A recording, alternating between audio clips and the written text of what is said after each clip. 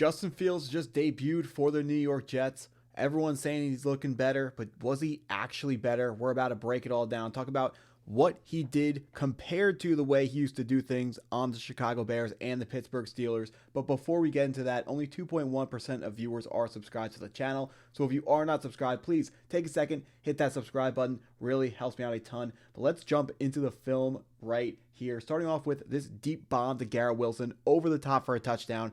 Let's talk about exactly how this happens. On this touchdown pass to Garrett Wilson, first off, we're going to be facing cover one man. We got man here, here, here, here, and here. And then we are going to send our single high safety back. He's going to be just covering anything that goes deep. And fortunately, the New York Jets have a great play drawn up to beat a cover one man. We're going to run Garrett Wilson on a deep cross. We're going to run our other guy, Josh Reynolds, on another deep cross. And then we're going to sneak our other guys down here into the flat. We're going to get some blocking here, and then he's going to sneak into the flat, and then Braylon Allen is going to go here. So what this play is designed to do, first of all, these two deep crosses, if it is man coverage, they're just going to try to run away from whoever they're defending or being defended by. And what's good about that is both of these man defenders, they have outside leverage. So you can see just a line straight in front of our guy. He is out, the defender's outside of it, which means if we're running inside, which we are, we're going to have an advantage there. So that's what's good about that. And then versus man coverage, if this was versus zone defense, they would be in something like this. And then Justin Fields would then high-low both sidelines. So he would just, if this guy dropped back, Justin Fields would then throw it short. And then if one of these guys came up, Justin Fields would then throw it right over his head. So that's what the play design is. And also for the running back, it's going to give us another high-low over the middle of the field. So if the defender's here, we want him to take the running back. That's going to give us an opportunity to hit over the middle of the field. There's a well drawn up play. So now we're going to let it play for a little bit. And Justin Fields is able to identify that. The first thing, the safety, we stay single high so that they don't rotate into anything else. So we know we can trust our pre-snap read. Then when we identify that they're playing man coverage, we just pick one of our crossers. And if we read here, we can see our safety is going to come down to help on the Josh Reynolds cross, which is going to mean the read is going to be the Garrett Wilson cross. So we're going to hold it a second to get Garrett Wilson open, and then Justin Fields is going to let it rip, which with a deep ball, which is one of the things he has been good at over the course of his career. Next one, just going to sit in there, hit a little check down over the middle, but there's a reason why I have this play in the video. It shows him getting better at something that he used to be really bad at. One problem that has plagued Justin Fields ever since he's been on the Chicago Bears was his tendency to drift in the pocket. When you're playing quarterback, you want to stay directly on your line behind the center when the ball is snapped. And when the pressure starts to break down, it's even more important that you are staying in that spot, because if you drift to either side, it's going to make it easier for an edge defender to get past the lineman and get into you, because, right now he has to go, or after the play is snapped. So let's say we look something like this. Right now, if you stay in the pocket, the defensive lineman has to go through the offensive lineman. But if you drift down a little bit this way, now the angle isn't as severe and it's going to be easier for them to get a sack. So this is why I love on this play that Justin Fields, he feels the pressure coming, but he doesn't go anywhere. He just takes a little bit of a step back, which is fine. And he's not drifting either way. There were a bunch of plays for the Chicago Bears when he was on them that defenders would be in like a situation like this, and he would be too far to one side, and the defender would reach over the offensive lineman and be close enough to Justin Fields to drag him down because Justin Fields drifted over to that side. But it's good to see that it doesn't look like he's making that mistake anymore. Now this is just going to be a run-of-the-mill handoff. Oh, boy. Oh, we didn't have the ball, TJ. You're not allowed to do that. Oh, he is allowed to do that. It sucks that we get hit like this, but let's break this play down. The read option is going to be a huge part of any team's offense who's running a mobile quarterback like Justin Fields. On this play, TJ Watt is the read, and if he goes up the field, we're going to give it to Breece Hall or whoever our running back is, and then if he comes down and crashes down, that's when we would pull it out and run right back over him.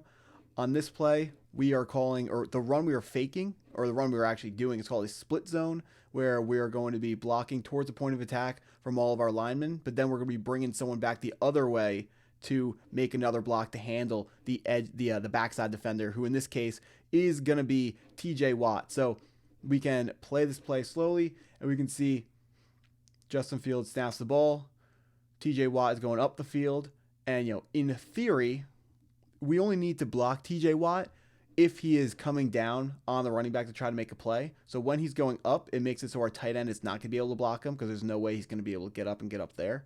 So the tight end is not at fault for not getting this block. And, unfortunately, the fake is so good that Justin Fields gets absolutely blown up. This is legal in the NFL. I know they want to defend quarterbacks and such. I feel like, maybe not having them take that hit would be something that you want to defend against, but I understand, it's a fake. You want to think that, you want the TJ Watt to think that Justin Fields has the football. All right, next one.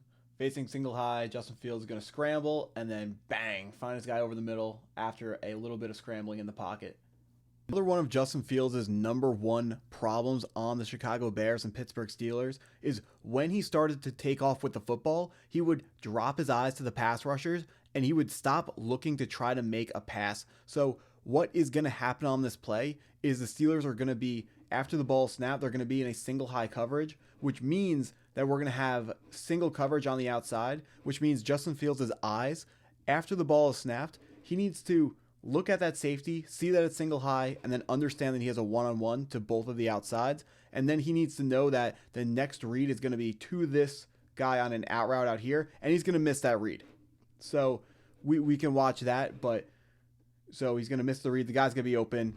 The cornerback who is in his area has his hips flipped the opposite way, which means he's not going to be able to get back and make a play on this. The other defender is going to be coming down to the little out route here to drag down any zone defender in this area. So the play works and is going to be open, but Justin Fields is going to miss it. But what I do want to praise him for is right now the old Justin Fields would tuck this football away and run, but this newer Jets Justin Fields, he has his eyes up and he's going to locate over the middle another player, another possible completion, and he's gonna make this pass right over the middle, gonna dart it into his wide receiver. Almost a little bit of a dangerous pass, but gets completed nonetheless. Good play. Now we're gonna play fake, and we're gonna hit a big deep out route to Mason Taylor, our rookie tight end. This play, the Pittsburgh Steelers are gonna get a little bit sneaky, and they're gonna drop this linebacker into coverage. Let's quickly draw out what we're gonna be facing. It's gonna be cover 3. And then it's going to look like that. Those are our 3/3. And we're going to have some hook zones over the middle, but they're not going to be extremely relevant. And I'm going to show you why right now. So what the New York Jets have drawn up to beat this is they have a flood concept where they're going to have Garrett Wilson on a deep corner route. That's going to get rid of the deep third defender. We have our tight end is going to be on a out route. And then we are going to be running our running back over here. And he's going to be running a little flat route. And what this does is we now have 2 defenders in the area. So we have 1 defender here, 2 defender here, and then we have our 3 routes. So what Justin Fields is going to do is he's going to read this 1, 2, 3. Not a great 3. Let me redraw that. 3. In a perfect world, the safety is going to, the safety, deep corner, whatever that deep third defender is, we want him to mess up this coverage and come down and take the 2. He's not going to do that. He's going to stick with Garrett at the 1. The linebacker can only take the deep out route, or he can step up and take the flat. He drops back, covers the flat, notices what's going on, and tries to get back to the deep out. But Justin Fields is too fast to identify that the out is going to be coming wide open, and he's going to make the right read on this play. It's going to be a good play from Justin Fields here. Good read here. So here's my press play button. We can watch it. We can see we got our corner. He's bailing. Linebacker is too shallow, which is going to open up right over the top. Justin Fields is going to have that tight end. Mason Taylor, the rookie. Bang. That's a good hit. It's a good find from Justin Fields. All right, now we're getting into some goal line stuff. Justin Fields. This play, we're handing it off to Breece Hall, but we're going to set up something bigger. Here we have a 3rd down play that it's going to show how the New York Jets can use Justin Fields' athleticism to set up different plays in the future. So they're going to fake the outside zone to the bottom where, either Breece Hall or Justin Fields is going to get the football here. And TJ Watt is the backside defender. So he is responsible for setting this backside edge, and he's responsible for Justin Fields if he's ever going to get the football. So on this play, they're just going to hand it off to Breece Hall, and he's going to get out of the way. But it's important to understand what TJ Watt is supposed to be doing on this play so we can watch the next play and understand why he gets burnt so bad. And this is the next play where TJ Watt doesn't do what he's supposed to do, and Justin Fields is going to make him pay with a touchdown run. On the next play, we're back in single high. This play is going to start the exact same way, taking our tight end in motion from right to left. Justin Fields is they're going to fake that outside zone. Fake to Breece Hall, except this time we can watch our edge defender, TJ Watt, the guy responsible for Justin Fields. He's going to crash down, and because it's fourth down, he wants to make a big play. Some of the best guys, Max Crosby, TJ Watt, they can make plays like this.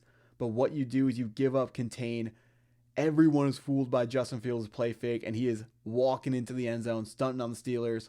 Should have been a game-winning play, but the Jets blew it later. Another fourth down play. Justin Fields steps up in the pocket, tries to find his Pro Bowl receiver, Garrett Wilson, who gets popped. And then the play that everyone's talking about from this game, the fourth down decision from Justin Fields, whether or not to run. But before we even get to the decision, we know he likes to drift in the pocket. Starts on the hash mark, still on the hash mark, drops back, maybe it's like a foot inside. That left foot still on the hash marks. Corrects himself, still on the hash marks, moves up, still on the hash marks. His other mistake, he drops his eyes when he goes to run. He keeps his eyes up and makes a pass. This play had all the makings of being Justin Fields announcing that he is not the same Justin Fields anymore. He's not making the same mistakes. Unfortunately, Garrett Wilson's going to get clocked by Jalen Ramsey and not make the catch. So the question everyone's asking, could he have rushed for the first down here? First down is on the 41-yard line. So first down line to gain is right here. Was Justin Fields going to get there? I definitely think with a dive, he would have gotten there. I do think the right idea was to run. There are guys that we can see on the film that you couldn't see in real life, so it looked like he was definitely going to pick it up in real life. But yeah, I do think he is going to pick that up. This would have been the time that Justin Fields needs to run the ball, although with him correcting all of his mistakes from the past to make this play, this is a bittersweet play for me because I've been waiting for Justin Fields to correct some of his mistakes, and he finally does them on this play, and it turns out to be the wrong thing. I hope this doesn't make him, more likely to run in the pass. I hope he understands that he's changing for the better, and he's making the corrections in his game that he needs to make. And this play is just unfortunate that your Pro Bowl level wide receiver, Garrett Wilson, being paid a ton of money, doesn't make the catch. Jalen Ramsey is still probably the most physical cornerback in the NFL.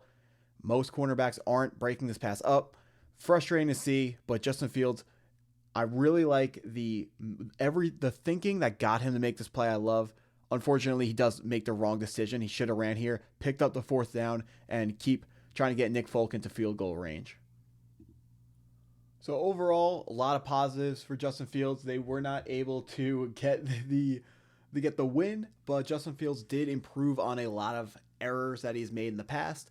We're going to see how he continues to build on it versus the Buffalo Bills. I'm sure there's going to be a breakdown for that video as soon as that game happens again as well.